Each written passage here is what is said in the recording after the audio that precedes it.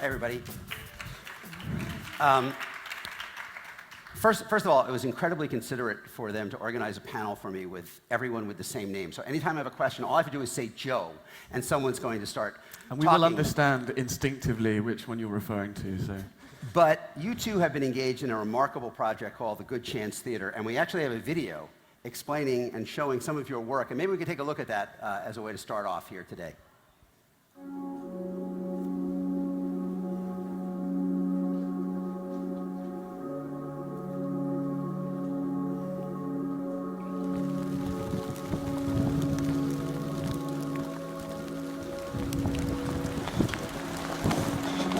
So on days like this, you really realise why this is a horrible place to be. A lot of people's tents and structures last night were leaked. A lot of people have got wet while they sleep. If they need to leave their house, as they do to eat, they're going to get soaking wet. There's nowhere to dry clothes here, so that damp will remain. It's dreadful.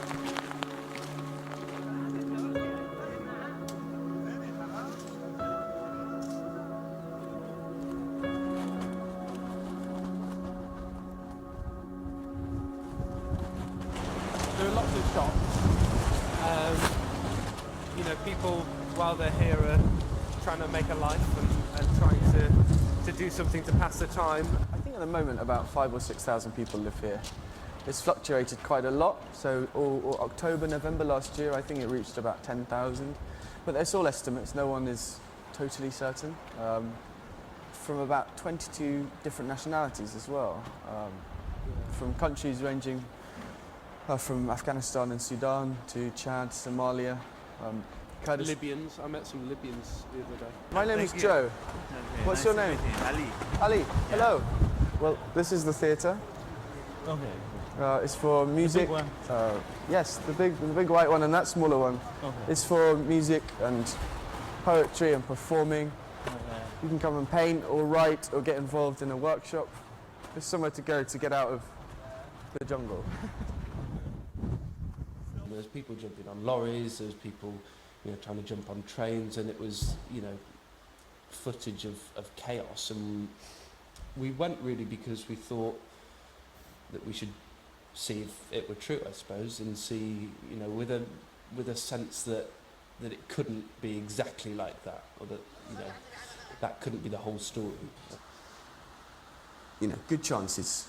We brought the dome over, but 40, 50 people built it with us from the communities, and since then, maybe 1,000 people a week use this space.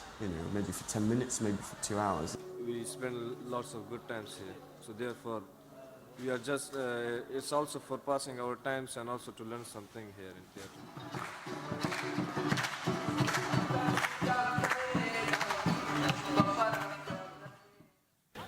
There are situations like Calais all across Europe and across the world, and there are so many people moving at the moment. So many people whose homes are in tents, whose lives are temporary, who are trying to get to other places, and we have something that can help those people, we believe. And so now we feel like it's our duty to get on our bikes and actually do this again and again and again and again and find those people, because if they're anything like the hundreds and thousands of people that we've met here, they are important people. They're important voices.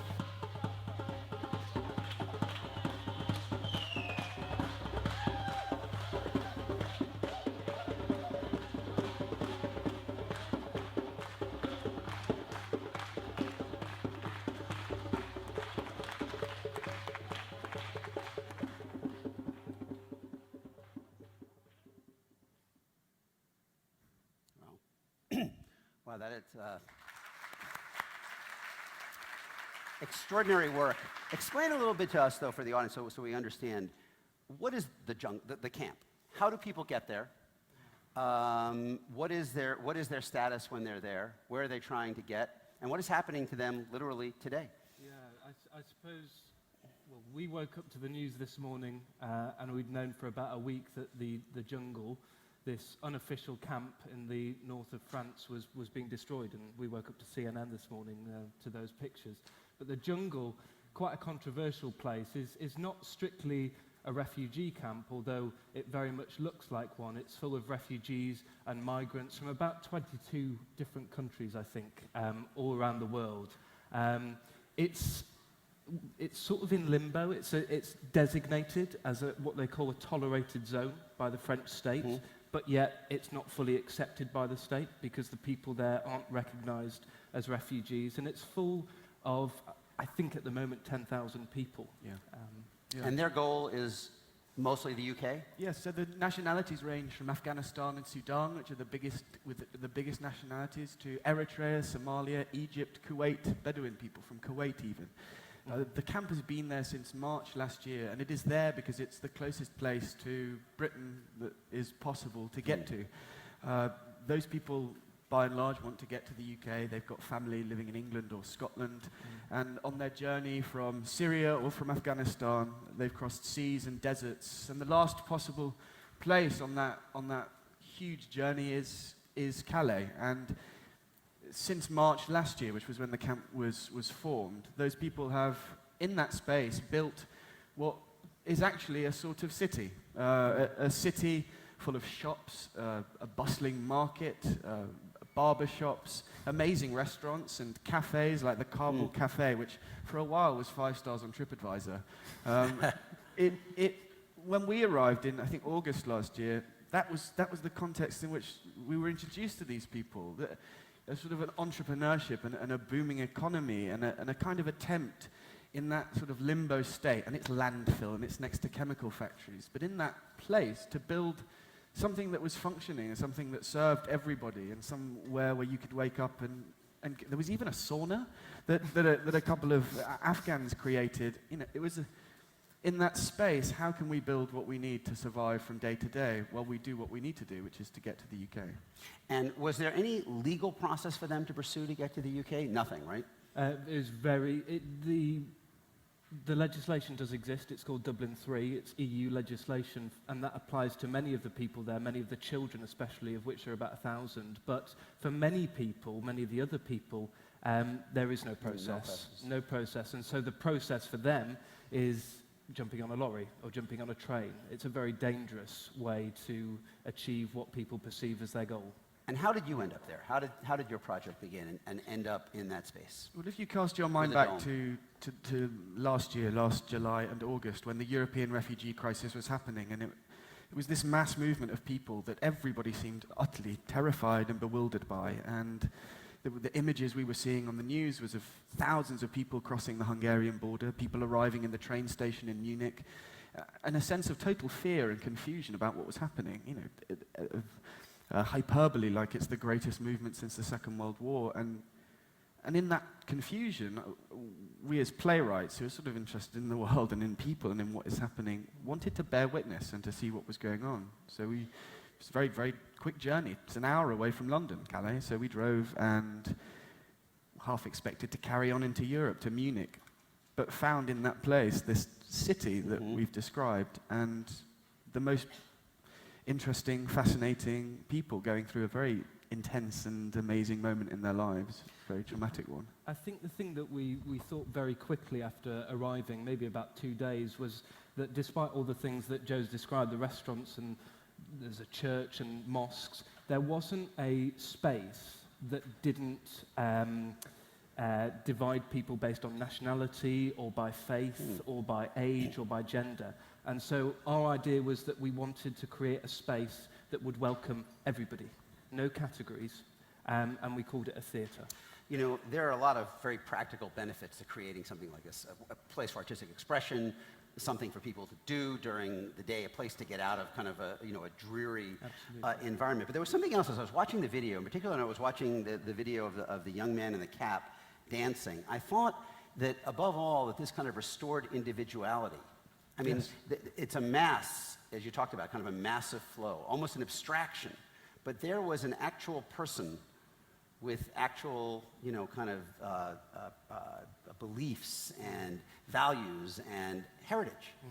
And it was kind of returning the individuality.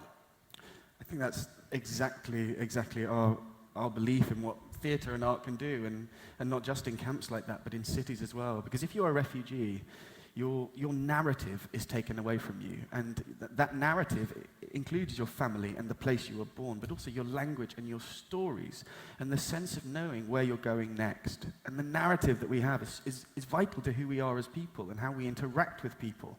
And actually, art can restore that, because in art, those stories can be recreated, can be rewritten, and giving people the agency to do that themselves in the amazing traditions that exist already, whether Afghan dance or Sudanese storytelling or Kuwaiti stand-up comedy was really popular in the theatre.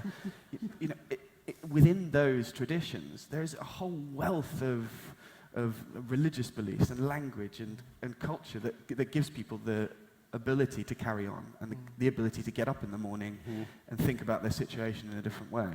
Joe, you had said, you say in the video, they are important people, they are important voices. Why? They're important, I think, because at the moment they are largely different. I believe that we're strengthened by difference, and the narrative, to use that word at the moment, is one of fear. We've slightly moved on from this time last year, where it was a case of first response, and now we accept that people are moving. We can't deny that fact, and so in Britain, certainly, even post-Brexit, the idea is one of, well, how are we going to integrate people?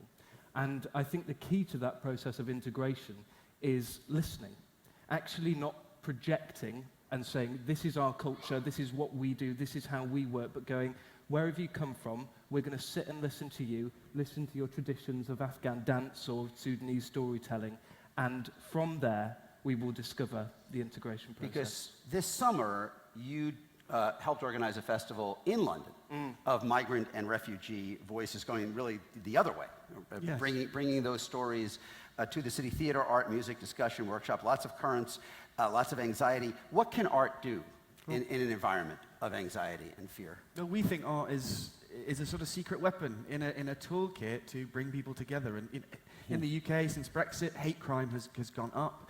It seems the lid has been lifted on the fear that has surrounded the refugee crisis, but also immigration in general. Mosques are being firebombed and Polish supermarkets are being attacked because there's a sense of fear, a sense that people don't have the permission to talk to each other. We believe really strongly, and we saw it in Calais and we saw it in London as well, is that art brings people together because at its center is listening, at its center is empathy. And we think art and artists are the secret weapon, and they should be at the center of any toolkit, aiming to bring communities together, to fostering understanding, and to fostering or beginning dialogue and conversation. Where does your project take you next?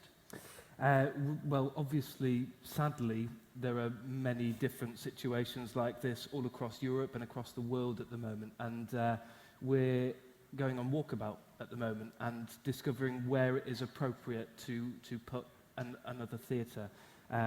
We were pleasured to meet Amalia from Athens, the deputy mayor, the other night, and we'd like to talk to other cities who are welcoming. I was going to ask you, if there are many mayors here in the room, if they want to know more, maybe partner with you, what does it take to make this work, you think, in a community?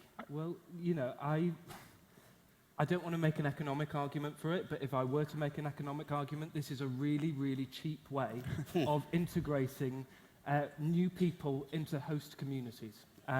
So we come in a very, with low expense, and we work really, really, really hard every day to meet people. But in Calais right now, there are 1,200 CRS officers. They're building 3-layer, 12-foot fences all around the city. Those 1,200 officers have been there for a year and a half. It's expensive, and we can continue denying the hope that sends these people thousands of miles to build shops and restaurants and barbershops and saunas, or we can accept it and try and build from that amazing hope. And I think my final point would be the responsibility is on us to make the first move. And it's up to us to go into those communities and build with them temporary spaces, permanent spaces, where people feel that they can come together. What we say we do is that we build temporary theatres of hope. Hope being the most important word, but also temporary being a really important word as well, because we probably the only theatre that hopes our theatres don't exist. for very long, because they wouldn't have to, because people aren't struggling. But if you want to talk to us, come and talk to us about how to build a temporary theatre of hope if you feel that you have need for that, and we'd be really happy to talk to anyone. You know, Joe Robertson, Joe Murphy, often when we finish panels like this, we say, you've given us a lot to think about. I think you've given us more than that. You've given us for many cities perhaps here in the audience, a path forward as well. So join me in thanking Joe Robertson, Joe Murphy. Thank you. Thank you. Appreciate it. We'll see you later.